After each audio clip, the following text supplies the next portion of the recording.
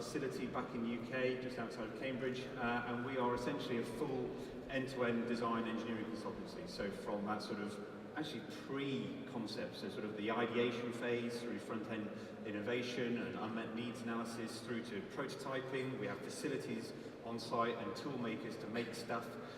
We'll then go out and help you trial that in the market, and if you need us to, we'll then also help you ramp up and launch that at high volume. So complete end-to-end, but as it quite correctly says, we're not trying to sell any tech. So that gives me a very privileged position to stand here, because I'm not trying to push any one solution. In fact, quite the opposite. I'm trying to give the audience as equal a footing as possible. So here we go. So again, as I said at the beginning, blame AIPIA. So he came up with these 10 sort of topic areas, and I've done my best to put companies in these buckets. Now, that's getting increasingly hard to do accurately, because so many of the providers here actually span all manner of different things. So they might be providing some hardware, but actually they're just as good at consumer engagement or e-commerce these days. So actually, whilst all of these are valid, it's quite hard to take the 35 exhibitors and place them singly in each of these buckets. So I've tried, but equally I'll reference and cross-reference a few times to be fair to everybody. And as I say, if you have any problems, then blame AIPIA. So first of all, an easy one, augmented reality. So there's two providers out there that really specialise in all things AR, and Zappa are the first guys that I'll talk about. So very successful at doing what they do. I presume Martin's somewhere around. I just saw him, he's waving over there. So basically these guys, it's interesting, it's not just a technology part of augmented reality that they've got sorted, it's actually the engagement bit, because it's one thing providing the tech, but it's actually a lot harder to get the use cases and the stories around, well, why would my consumer interact with this, I don't know, beverage carton or whatever it may be, packet of crisps. You know, you've got to get an app download in there somewhere, and then you've got to find a way for them to engage, and ideally engage over and over again. And Zappa work with the likes of Nestle and Coca-Cola, 7-Eleven, and all manner of others. And what's interesting is some of their success stories. So Martin kindly sent me a few of the numbers. So, you know, an increase of sales for Fanta by 15%. 7-Eleven generated 100,000 additional transactions. Carlton Beer, hundreds of thousands of email addresses that brand got from the consumer base. So that's all about getting the consumer proposition right. Talking Things are another company that do it well, so they've done a similar promotion with Black Beer. The interesting thing with Talking Things is that, and this, again, you'll see this as a common theme from this morning, they do an awful lot of things. You know, this isn't just oh, we do AI. They do just as much, if not more so, the NFC space. They really are quite a sort of a one-stop shop for prototyping your sort of digital journey and getting it out there. Very early adopters of NFC. Right, one down. You'll see on a few of these, I've lumped a few of the topics together where I feel personally there's just so much logical overlap. So within brand protection, first and foremost, Securicat. So Austrian company, I think there's about 60 or so of them now, based in Vienna. Very interesting combination of the physical and the digital product security offerings. So not only do these guys provide things like void labels and seals, but they now also have their cloud service called the Codicat Cloud. So again, common theme of companies linking up and trying to provide you guys with not just a hardware offering, but actually a combination. So you've got stock visibility, you've got digital product security solutions. Systech, so they do their sort of the e-fingerprint identification. So they're very much leaders in all things pharmaceutical serialization. So they've done an awful lot in that space, and now they're broadening their offer today. I think they've been going for sort of 30 or so years. But again, it's this linking the hardware and the software. Filigree down at the bottom left, so they're a really interesting company. Relatively new, I think they were founded in 2014, 2012, something like that. But what's really neat about Filigree is that they place essentially digital watermarks into printed substrates. So the human eye can't see this watermark, but their solutions can. So if you have their watermark on your packaging, you then use their app, it pulls the image to their app, and they do the analysis to then work out whether that packaging is legit or not. And they've won all manner of innovation awards over the past few years. Yeah, really quite a neat solution. Top right, advanced track and trace. So for these guys, I kind of think some banknote level of encryption. So very good with all things holograms. Again, they've got their own software called Hub to Track now, which is all about creating a unique digital ID But yeah, if you think sort of authentication and all sort of financial level of encryption, then please go and see Advanced Track and Trace. And finally on this page, two biggies. So Kessler and everything. So Kessler, same stories as us, have been presenting here for many years now. So very much an expert in mass serialization. So they have their own code. I think it's called the Kessler code, or Kessler code. And again, very high levels of encryption, but put together with a whole cloud service. So here you've got barcodes, you've got NFC. It almost doesn't matter what your platform is. You incorporate their security code, and they then wrap it up to a full end-to-end service. They host their own cloud-based analytics and work with a number of the big guys, such as RB in the consumer space. And then finally on this page, everything. Very clever proposition. So these guys are what I would really call a genuine IoT platform provider. So they're not trying to sell you kit, they're not trying to sell you encryption, they are just essentially the enabler, the glue across all of this very complicated collaborative space. So they're all about getting unique digital identifiers onto everything, particularly around consumer products. That's where they specialize. So it's all about what they call the active digital identity, which, done well, allows you to not only authenticate, but also activate and amplify your message if you're a brand. And again, these guys, they've been working in this space for many years, lots of big names like Diageo and Mondelez, etc., etc. And as I say, a genuine platform offering in that they'll literally join anything that you have together, from the encryption to the device side of things. So again, I've combined two things here. So you've got shelf life extension and fighting waste, which are kind of aligned. So two key offerings here in terms of the exhibitor space. So AIPIA, very much, so a bit of context. So this is a non-for-profit development centre just outside of Valencia in Spain, and they do all manner of packaging solution development. So they're looking at analysing packs, particularly the relationship between a package and its environment.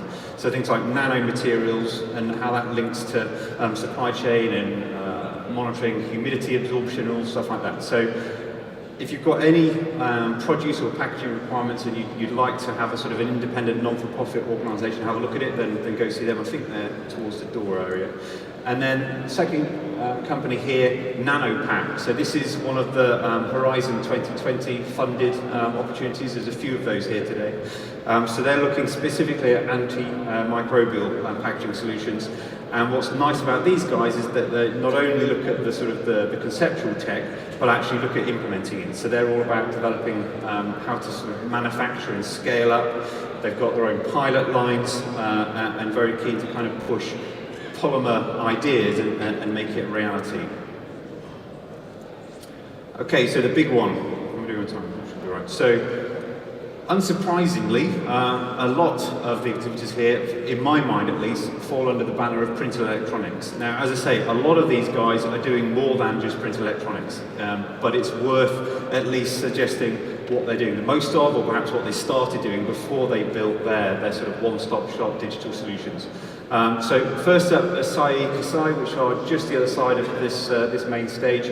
I'm not going to tell you too much about them because they've got an announcement that I think they should do themselves, but essentially it's completely transparent NFC, which I'm intrigued by, or I should say transparent RFID. So do go and have a look, because I had a quick look and I certainly can't work out how it works, but I think the implications for particularly sort of beverage packaging could be huge. I mean, let's face it, we're spending most of our time trying to hide these tags in packaging, and they've gone completely the other way and actually have embedded them. So go and have a look. I mean, they're a huge organisation.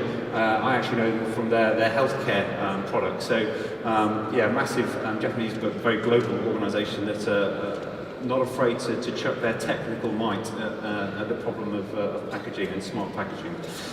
Next up, apologies because I'm clearly going to mispronounce the word. Billerud Kosnas, who knows? Really interesting company. So they're doing a paper battery. So quite frankly, I think we all need to go and check these guys out, because if we can genuinely do paper batteries, then that does raise some interesting new questions around, well, potentially an answer to sort of the whole environmental concerns that many of our consumers and brand owners have. So yeah, bio-based electronics is something that they're developing, and very much actively looking for partners. So again, if that interests you And if your concern prior to this morning was, well, I want printed electronics, but I don't want an environmental impact, then please go and see them. NXP probably require less introduction. Huge company. I think some crazy stats, something like 80% of all smartphones with NFC are NXP chips in them, so massive. And similarly, for the NFC tags that are out there, again, they have huge market penetration. So if you want to go to an expert in all things NFC tag, then I suggest you go and see them at some point. And again, they've got their latest N-Tag offering here with yet more security, which I know is an ever-growing concern for all things IoT, so a huge organisation. A smaller, but still very interesting organisation is Will IT. So whilst they haven't been founded that long, they're doing some incredible things. So this is a company that is bravely going where I suspect no one has dared go before, which is kind of combining the best parts of RFID and Bluetooth and getting to a point where you are now talking battery-free Bluetooth.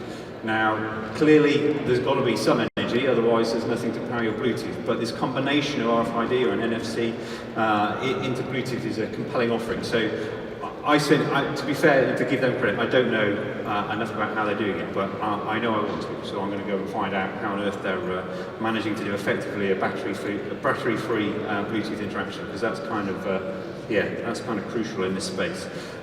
Next up, just down at the bottom, Silicon Craft, so a company based in Thailand since 2002. Experts in all manner of RFID, so I mean on their website they go through the entire spectrum of low frequency, high frequency, ultra high frequency, and NFC. And this isn't just the sensor, but more often they're building the back end as well. And they've just done, as many others have, the sort of the anti-tamper wraparound NFC, which goes over a lid and then gives you some confirmation of tamper, which leads me very nicely into thin film. So I've known thin film for a number of years. These guys, I think, were pretty much the pioneer of that idea of sort of a dual ID tag based on whether you've opened a produce or not. Their product is called the Open Sense tag. And the impressive thing with thin film, for me at least, is the speed of these interactions. So, you know, they're not just building the NFC tags, they're building the whole ecosystem that goes with it. And they say, and I'm not here to discredit them for a second, but they say that their protocol is the fastest in the industry. Probably believe them. Next up, Avery Dennison. So another one of these huge organisations that, quite frankly, could sit in many of these buckets. But I've placed them here, and I'll reference them again later on.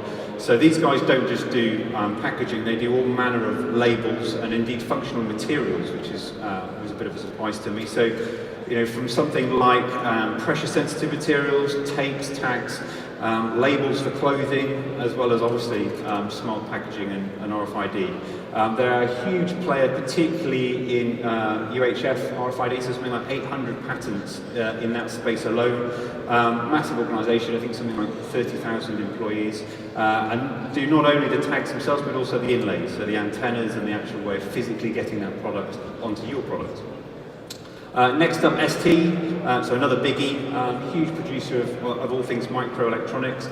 Again, NFC, RFID tag producer, the chipset, the tag, and even the reader technologies. And actually, I know more from their payment expertise, and as Cambridge Design Partnership, we use their kit quite a lot. So basically, anything microelectronic, almost certainly it would be worth you talking to ST at some point. And then finally, the last two, so Lux.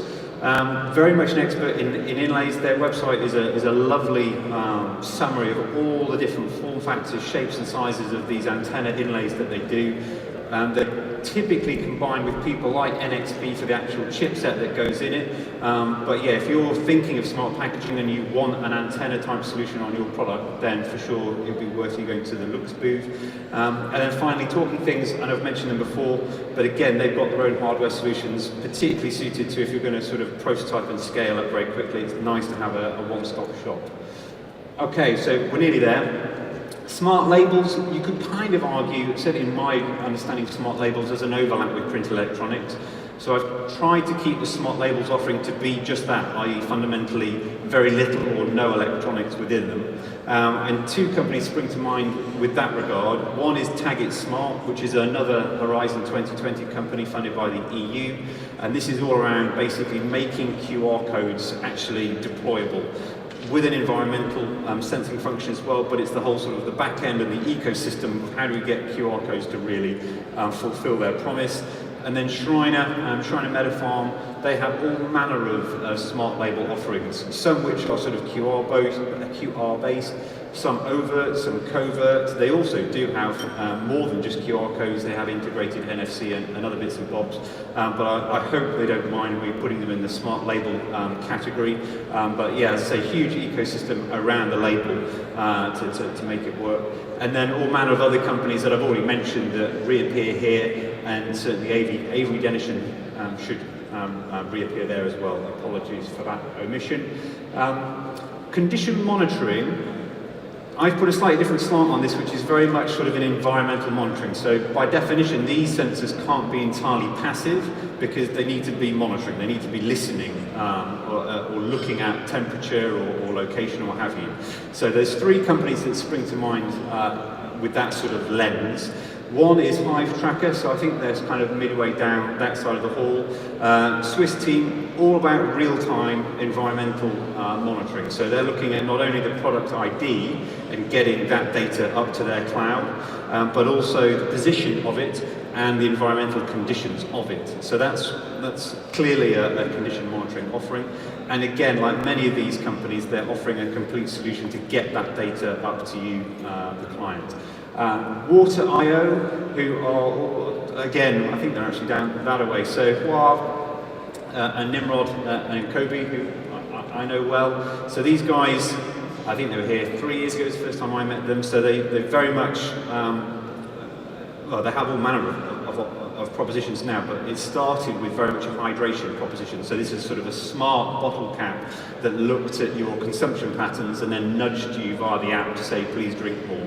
But that offering, as you'll see on their stand, has grown hugely now to include blister packs, monitoring, and basically from the sort of world of hydration, they're now into adherence in the pharmaceutical sector and even reordering. So they've got all manner of patents around how to do some very clever electronic sensing, but again, all in that space of kind of making smart work, and then, of course, not only the hardware, but the analytics cloud platform that they've got to pull all that together.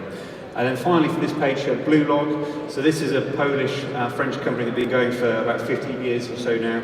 Nice sort of NFC temperature data logger. So you can either clip these onto the outside of your packaging, or there's variations of it with a probe that goes into the packaging. But essentially that is constantly logging the temperature of your product through the supply chain. And what's quite neat about it is that it will give you it's an LED status on it to say, oh, hang on, I've gone over temperature. So it gives you kind of a high-level alert, but also allows you to pull all the data off it as well. So quite a nice sort of smart probe and analytics model. And then finally, of the AIPIA sector. So quite frankly, I could probably put most of the companies in this. I've only put these in simply to give you a bit of a flavor for those companies that I think are really pushing the whole consumer engagement piece. So what I've put in here, to me, there's kind of three different takes on this. One is this pure platform play where a unique identifier then enables the whole ecosystem that they're sharing. And for me, it's the likes of Kessler and everything that are doing this platform piece. There's then, I'd say, platform providers that, as part of their proposition, have a hardware element to it. So the likes of Thin Film and Water.io and Tag It Smart, you know, they're still giving you an ecosystem, and certainly their justification for many of these implementations is additional consumer engagement, but they're doing so with a physical asset to start. And then you've got the providers of apps, so people like Zappa and Talking Things, which are using their toolkits and the ability to make that immersion genuine for your consumer. So that, you know, they're not trying to sell you an NFC tag, they're trying to show you that their app and their way of pulling consumers in is better than most. And then if you're suddenly worried, you're an exhibitor going, well, hang on, he says he's got to the end and he hasn't included me. I've actually pulled some of the more sort of manufacturing clients out to give them separate mentions. So these guys, you know, they physically make the stuff that enables us to make the stuff, if that makes sense. So this is, PackSmart, a huge organisation in terms of machinery. I think something like 15,000 installations of their machinery worldwide. Kellen, so similar proposition, digital equipment manufacturer. Hopefully there's a live demo from them today around their digital and visual equipment, particularly around high viscosity, which is of particular importance to all things pharmaceutical at the moment. HP probably don't need much introduction, but it's only fair. So their Indigo proposition, very high caliber, very high precision digital print. So not only being able to provide some level of brand protection just by the simple quality of their print, but also put on through digital print some unique serialization codes as you go down the line. Siegwerk, they're presenting today, so huge organisation again, something like 5,000 employees, and they're experts very much in the formulation side of all of this. So, it's not just colours, it's the adhesion of those colours onto different surfaces. It's the UV protection, it's even direct printing onto 3D prints. So they'll do a better job than I of explaining all of their customising skills. And then finally, Visbase Kurtz. So they fundamentally are a manufacturer of coatings, functional and decorative coatings. However, as I keep saying, they do far more than just the hot stamping these days. So they're into all things NFC and protection foils, but also hosting that. So giving their customers the database, I think called its Trust Code, I think is their database offering. And again, they also do an app that allows customers to link into that. And then last 2 pages, so these are what I would, again, I may have got a few of them wrong, but fundamentally some form of, are you a converter, are you a filler, are you a packaging supplier? Jones, Canadian packaging company, very good at collaborating in this space. So their background has come from healthcare, and I think they've got, even today, a collaboration with Thin Film with regards to the speed tap tag. And I'm hoping that they've got some intelligent blister packs on their booth as well, because I need to go and find out how they do that. Next up, Estancia, so huge flexible packaging company, 4th largest, 8,000 employees. And again, very much a one-stop shop, so they're building not only flexible packaging, but also the database and the cloud to host that and to help their clients get better consumer engagement. Stora Enso, who are in that booth over there, I think, with their Eco RFID tag, which I haven't seen before, which is rather nice. So they are a huge player, I think something like one of the biggest packaging suppliers in the world, and have a huge intelligent packaging offering, and do a lot of UHF implementation. So a lot of their offerings, they're able to show how to get ROI when you're looking more from a supply chain side of things than a consumer side. And then Pelliccioni, basically all thing bottle closure. So if you have a bottle and you want to seal it, you need to go and see these guys. They are experts in all things pull rings, crown corks, and do some very funky 3D caps as well. And then last of all, what I've grouped is sort of research organisations. So we touched upon Itini already. Ironically, down the road from them is Aimplas, who are right by the front door.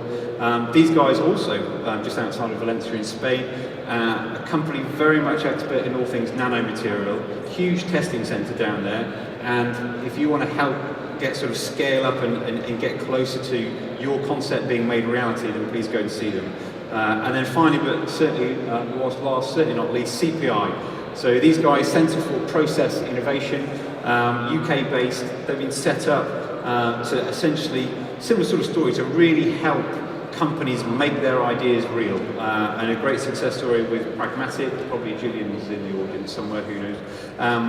But helping companies to take those sort of formative ideas and scale up. So if you need manufacturing support, particularly in the printed electronics space, they do all manner of other stuff, but print electronics is I guess, their focus for today, then please go and see them, and they're by the front door also.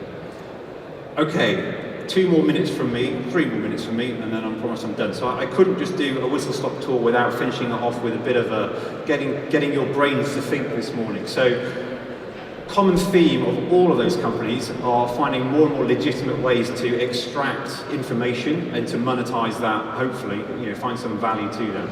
Now, I wanted to just not so much scare you, but to get you to think about the implications of getting perhaps too much information or the wrong information from your clients or from your consumer. So let's look at what all this new information really means, and let's balance the risk and the benefits of it. So first things first, context is king. If you don't know enough about the context of where you're extracting this data, you are potentially in quite a dangerous space. This is all too common from what we hear from our clients. So all of it, get all the information you can, we'll think of a use for it later. That's quite common. We hear that quite a lot from our clients. Oh, don't worry about the detail, we just need to suck data out of this ecosystem. We'll worry about, there must be some money in it eventually. Fine, but dangerous. Some context. So you may have heard some of these terms being used either by your colleagues or other industries.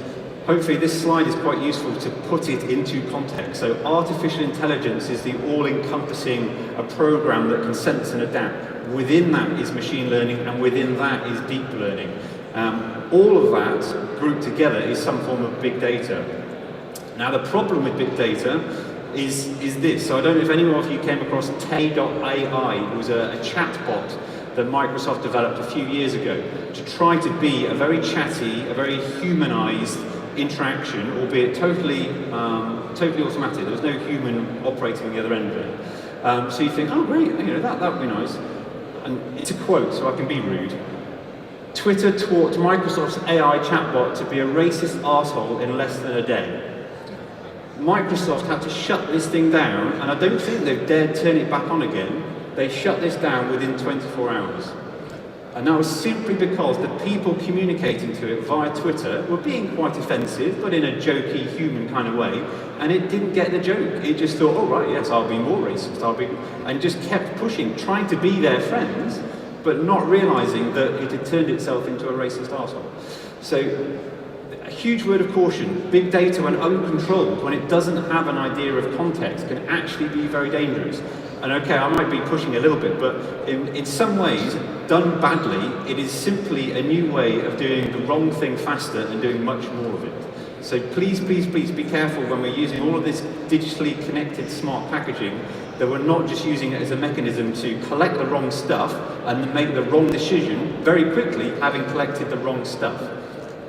Lots of steps are what's needed, lots of little steps, where each one, you can work out the risk, you can deploy it, you can work out the ROI, and only then can you work out, okay, what should we do next? Now I appreciate your marketing colleagues who would go, no, we don't need small steps, we need massive steps. We want to be a market leader in this space. We need to make as much noise as humanly possible about all things smart packaging. Come on. Okay, so I appreciate that your external message needs to look something like that. It needs to show that you've got an idea of where this is going and that you've implemented something and it's all going to be wonderful. But please make the disconnect between the marketing position that you want to place your brand in and the perceived level of investment that you want to show the market versus what you actually do.